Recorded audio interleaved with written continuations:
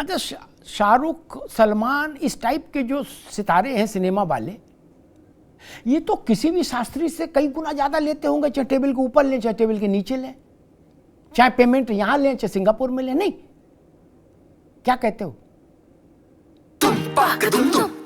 अरे श्रीमती जी, कुछ तो सस्ता लो, बचत करो। नहीं श्रीमान जी, सब बढ़िया लो, रहने दीजिए। इसमें क्या खास बात है? थोड़े में ज्यादा स्वाद, यही तो है इसकी खास बात। वाओ मम्मा, क्या स्वाद है। अरे मेरे राजा,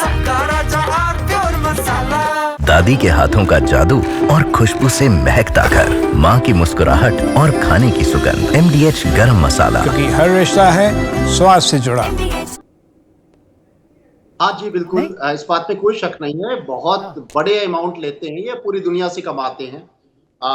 उनके पास इतना फंड होता है कि बड़े से बड़ा साइंटिस्ट, बड़े से बड़ा खिलाड़ी, देश में बड़े से बड़ा योगदान देने वाला भी भारत का कोई नागरिक इतना नहीं कमाता होगा जितना सलमान और शाहरुख जैसे नहीं तो मैं वही समझ, जब ये लोग आते थे अपने यहाँ, ए भैया नावेद बाबू एक मिनट, जब ये अभी ये लोग यूपी में आते थे, हर साल आते थे नाचने क्या? तो वो किस सिस्टम में आते थे, कैसे आते थे? टेबल के ऊपर वाला था कि टेबल के नीचे वाला था, क्या था मसला? जी बिल्कुल, इस बात में कोई शक नहीं है कि उस पर शंका होती है कि वो इतने बड़े बड़े शोज होते थे कि पूरे भारत के सबसे महंगे स्टार आते थे, यहाँ नाचते थे, गाते थे।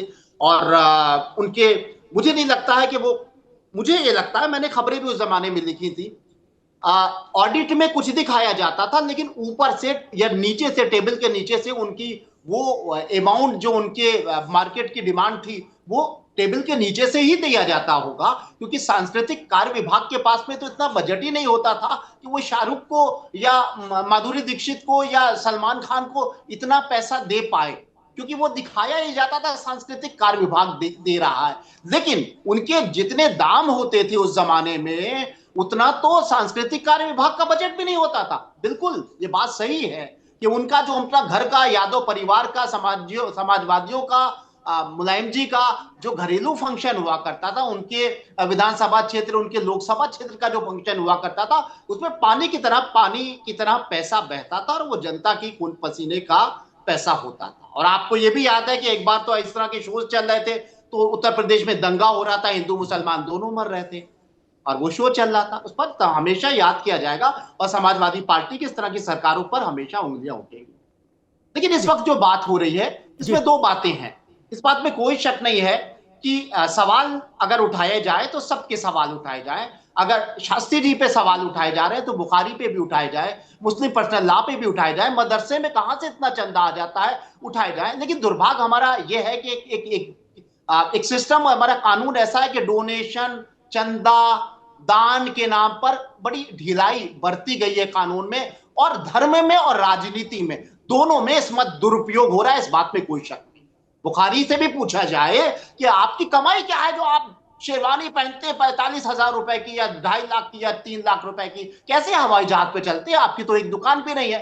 कि आप मौलाना से भी, पादरी से भी पूछा जाए, लेकिन शास्त्री से भी पूछा जाए, सबसे पूछा जाए कि आपको चंदा दिया जाता है। ठीक बात, मैं आगे रावत साहब कहता हूं। रावत साहब, मदनी परिवार हो,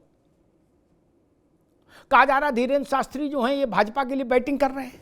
मदनी परिवार कब किसके लिए बैटिंग कर रहा है ये बताने की जरूरत है। आज से नहीं, अरशद मदनी तो 80-90 साल के हो गए बैटिंग करते करते।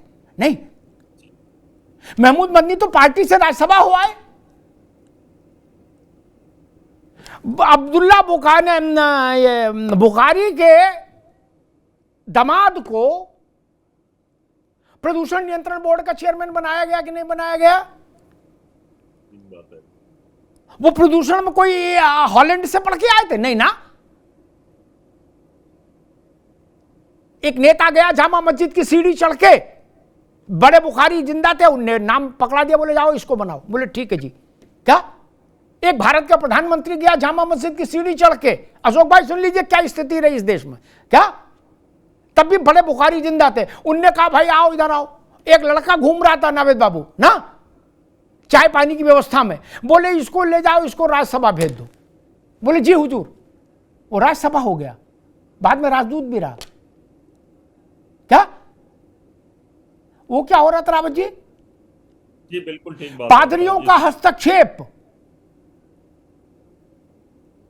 भारत के सबसे बड़े राजनीतिक घराने में एक बड़े पादरी आए थे कि नहीं आए थे? आए थे ना नामकरण कराने। जी वो क्या था रावत जी? सारे आक्षेप हिंदू धर्म की ओर ही हो जाएंगे, तब फिर बाकी क्या होगा? देखो, इसमें कोई दो राय नहीं अमिताभ जी। हिंदू धर्म को शुरू से हाशिए पर रखा गया है। देश आजादी के बाद कुछ उम्मीदें थीं कि हिंदू धर्म में कुछ अच्छा होने की उम्मीद आएगी, लेकिन वोटों की राजनीति ने समाजवादियों को ऐसा जकड़ा, कांग्रेस को ऐसा जकड़ा, दूसरी पार्टियों को ऐसा जकड़ा कि वो हिंदुओं के विरोधी होते चले गए। मुलायम सिंह यादव जी की जब सरकार आई थी उस समय उन्होंने किस प्रकार से गोलियां चलवाई, किसी से छिपा नहीं। अखिलेश जी की सरकार आई तो उन्होंने कहा हम मुसलमान बेटियों को ही लैपटॉप देंगे, उन्हीं को साइकिल देंगे, हमारा उन्हीं से मतलब है। उसी समय हज हाउस बनवाए गए, कोई पूछने वाला नहीं था। वोटों की राजनीति के लिए आदमी M/Y फैक्टर को लेके आए। अब बात जाति की करते हैं। उस समय मुसलमान और यादवों का एक गठबंधन बनाया गया, उत्तर प्रदेश के अंदर सरकार बना करके तैयार की गई। तो कहीं ना कहीं हिंदुओं को हमेशा हाशिए पे रखा गया। आप इतिहास अगर उठा के देखें, अशोक जी यहाँ बैठे हैं, इन्होंने देखा कि हरिहर मंदिर के अंदर जो पूजा होती थी उसको रुकवा दिया संभल के अंदर। इन्होंने ज्ञान वापी के अंदर जो श्रृंगार गौरी की पूजा होती थी उसको भी इन्होंने रुकवा दिया। किसके प्रेशर में रुकवाया आप लोगों ने? उसकी कोई इंक्वायरी होगी, कोई निष्पक्ष जांच होगी? इसलिए जो हिंदुओं के साथ में हमेशा से दोयम नहीं तीसरे दर्जे का व्यवहार इन लोगों ने किया है। वो तो शुक्र है कि इस समय कहते हैं ना, अंतरिक्ष में ब्रह्मांड में ग्रहों का कोई परिवर्तन होता है, सरकारें बदलती हैं। जैसे ऋतु परिवर्तन होता है तो अच्छी सरकारें आई, उन्होंने इन बातों को समझा। नहीं तो अभी तक आधे राज्यों को ईसाई बना दिया गया होता। किस प्रकार से फंड आ रहे थे बाहर से, उन पर हथौड़ा मारा गया, उनको रोका गया, ईसाई परिवर्तन रोका गया। अभी मदरसों की हालत और जो MBBS कॉलेज चल रहे हैं उनकी हालत, वो सारे की सारे गल्फ कंट्री से पैसा आता है, उसको कहीं ना कहीं छानबीन में रखा गया, उसको रोका गया। ये सब इनके इशारे पे हो रहा था, अशोक यादव जी की सरकार के इशारे पे हुआ है। उस समय कितना बाहर से फंडिंग आई है इसका कोई भी रिकॉर्ड नहीं है। अगर वो भी अंडर टेबल जो आया है ना, उसका अगर रिकॉर्ड देखा जाए तो शायद बोलती इनकी बंद हो जाएगी। ठीक है राव साहब, मुझे लग रहा है कि टेबल को ही पलटना पड़ेगा ताकि अंडर टेबल का काम ही खत्म हो जाए। पाए ऊपर कर दो, मत्था नीचे कर दो, अंडर टेबल खत्म। एक जानकारी दी दो, फिर अशोक भाई पास चलूंगा। पश्चिम बंगाल में एक धार्मिक स्थल है, उसका नाम है फुरफुरा शरीफ। नवेद शिको जी को जरूर पता होगा, है ना, पत्रकार हैं, जानते हैं। ठीक, उसके जो मुख्य इमाम हैं उनको आदरणीय ममता जी ने मंत्री का दर्जा दे दिया है। क्या बोले, आप नमाज अच्छी पढ़ाते हो, तुम्हें हमारी कसम तुम मंत्री का दर्जा लो। क्या बोलो ना, तुम्हें हमारी कसम मंत्री बनो। क्या लाल बत्ती पे चलो, तुम्हारा नाम फुरफुरा शरीफ है भाई, तुम नहीं फुरफुराओगे तो कौन फुरफुराएगा?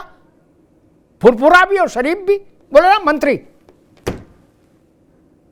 अशोक जी, अगर धीरेन्द्र शास्त्री को मध्य प्रदेश की सरकार या भारत की सरकार मंत्री बना देती तो आप लोग बवाल काट देते। नहीं,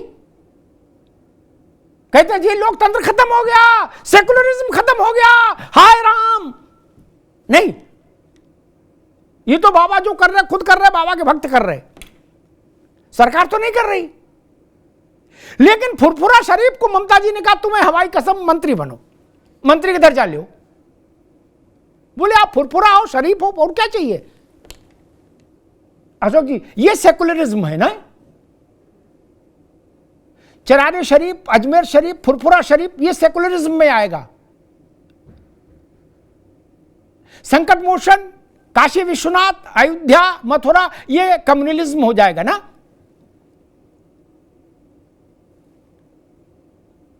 देखिए अमिताभ जी, आपने कहा कि इनको अगर मंत्री बना दिया जाए तो बवाल हो जाएगा। अरे ये जो पॉलिटिकल बाबा हैं बाबा बागेश्वर या पॉलिटिकल बाबा या कह सकते हैं बिजनेस एम्पायर वाले बाबा धीरेन्द्र शास्त्री, इन बाबा के चरणों में जब देश का प्रधानमंत्री नतमस्तक हो रहा है तो इनकी हैसियत मंत्री से न जाने कितना ऊपर बना दिया भाजपा ने। मंत्री से कई गुना ऊपर हो गए बाबा भाई, जिसके चरणों में प्रधानमंत्री देश का नतमस्तक हो रहा था, फिर उनको मंत्री काहे बनाया? सीएम तो नतमस्तक थी, फिर काहे को मंत्री बनाया शरीफ वालों फुरफुरे वाले को? नहीं, अब देखिए पश्चिम बंगाल का जब टॉपिक रहेगा तो मैं उस पर भी बोलूंगा। तब ठीक, अभी यहाँ पे धीरेन्द्र शास्त्री जी की बात हो रही है जी, तो धीरेन्द्र शास्त्री जी की बात हो रही है तो इनके चरणों में जब देश के प्रधानमंत्री जी नतमस्तक हैं तो मंत्री क्या इनके कुछ नहीं है। और दूसरी बात, अभी रावत जी ने कहा कि ब्रह्मांड में ग्रहों का परिवर्तन होता है तो सरकारें बदल जाती है। अरे ये सब अंधकार में डाल करके कितना दिन पीडीए के लोगों को बेवकूफ बनाएंगे। आ रहे हैं खेमचंद भाई, आ रहे हैं अभी अशोक जी की बात आ जाए जी। इस तरह से आप अंधभक्ति फैला करके, आडंबर फैला करके कितना दिन लोगों को बेवकूफ बनाएंगे। ग्रहों के परिवर्तन सरकारें नहीं बदलती, ये वोटर लिस्ट के परिवर्तन सरकारें बदलती हैं, चुनाव आयोग को बेईमानी करने से सरकारें बदल जाती हैं। और तीसरी बात, अभी भाजपा के लोग कर रहे थे समाजवादी नमाजवादी, इनके बड़े राज्यसभा सांसद से लेकर के प्रवक्ता तक। भाई समाजवादी होना या नमाजवादी होना कोई बुरी बात नहीं है। नमाजवादी मतलब अल्लाह के सामने नतमस्तक, भगवान के सामने नतमस्तक पूजा करना, ये कोई खराब शब्द नहीं है। लेकिन मनुवादी होना बहुत ही घातक शब्द है, क्योंकि मनुवाद क्या कहता है? मनुवाद यही कहता है ना कि ब्राह्मण सम्मान सूचक, क्षत्रिय रक्षा सूचक, वैश्य द्रव्य सूचक, शूद्र निंदा सूचक। तो ऐसे जब कैटेगराइजेशन मनुवाद करता है कि शूद्रों को या पीड़िए को निंदा सूचक कहता है, ऐसे मनुवादी अगर भाजपा है, मुझे लगता है कि देश के संविधान के लिए भी खतरा है, इस देश के लोकतंत्र के लिए भी खतरा है। क्योंकि इनके आरएसएस के नंबर 2 के नेता दत्तात्रेय होस बोले ने तो पब्लिक में कह दिया कि संविधान के प्रियम्बल से सोशलिस्ट और सेक्युलर शब्दों को हटा देना चाहिए। वो शब्द जो इस देश के जनता के बीच एक कड़ी है, जो इस देश में समता मूलक समाज की स्थापना करता है, जो शब्द, उस शब्दों से इतना चिढ़ इन लोगों को और कहते हैं कि संविधान विरोधी नहीं है। अरे संविधान के सबसे बड़े दुश्मन भाजपा वाले आरएसएस वाले हैं और देश में मनुवाद मनुस्मृति लाने के लिए लालायित हैं। लेकिन जब तक पीडीए आंदोलन है, हम लोग हैं, तब तक आपके मंसूबे कामयाब नहीं होने देगा। और पीडीए ने इसका सबूत दिखा दिया 4 दिन 2024 को खेमचंद जी कि आपकी मनवादी सभ्यता हम लोग कभी नहीं लागू होने देंगे। पीडीए एकजुट हो जाएगा और संविधान को कुचलने वालों को जवाब वोट के माध्यम से देगा, बैलेट के माध्यम से। अरे श्रीमती जी कुछ तो सस्ता लो, बचत करो। नहीं श्रीमान जी, सब बढ़िया लो, रहने दीजिए। इसमें क्या खास बात है? थोड़े में ज्यादा स्वाद, यही तो है इसकी खास बात। वाओ मामा, क्या स्वाद है? अरे मेरे राजा, दादी के हाथों का जादू और खुशबू से महकता घर, माँ की मुस्कुराहट और खाने की सुगंध। MDH गरम मसाला, क्योंकि हर रिश्ता है स्वाद से जुड़ा।